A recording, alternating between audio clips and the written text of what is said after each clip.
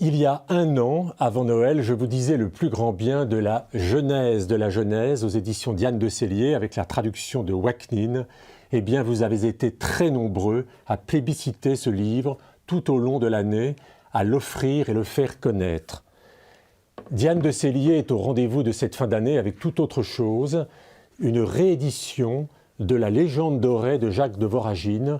Je rappelle que c'est un texte de 1260 qui est une sorte de wouzbou d'une centaine de saints et qui sont illustrés richement par les peintres de la Renaissance italienne. C'est absolument magnifique.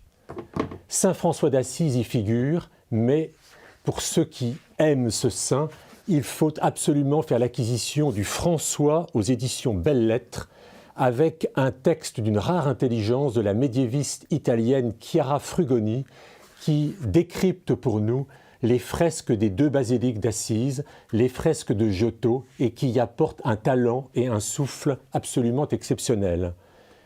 Il n'y a pas de Noël sans peinture. Cette année, j'ai envie d'insister sur la monographie aux éditions Taschen, l'œuvre complète de Bosch, Bosch, le peintre du Jardin des Délices, le peintre de l'enfer.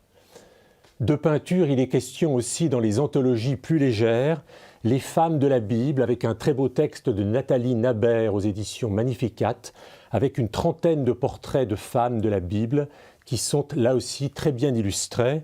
Ce que fait aussi très bien Marie-Gabrielle Leblanc qui, chez Téqui, clôt sa trilogie commencée avec l'enfance de Jésus et qui se termine avec la mort et la résurrection du Christ dans l'art.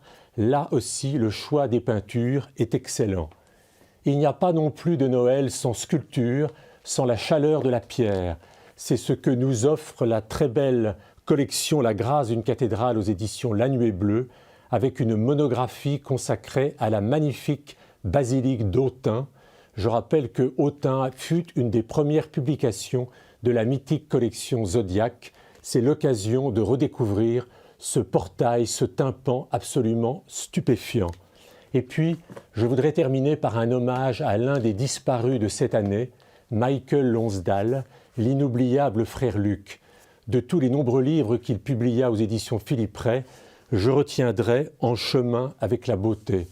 Et je voudrais terminer par un souvenir personnel. Il y a 2 ou 3 ans, au premier rang à Saint-Séverin de la messe de la nuit de Noël, Michael Lonsdale était là, fragile.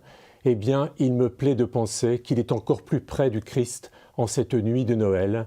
Et je vous souhaite à tous un très bon Noël. Merci.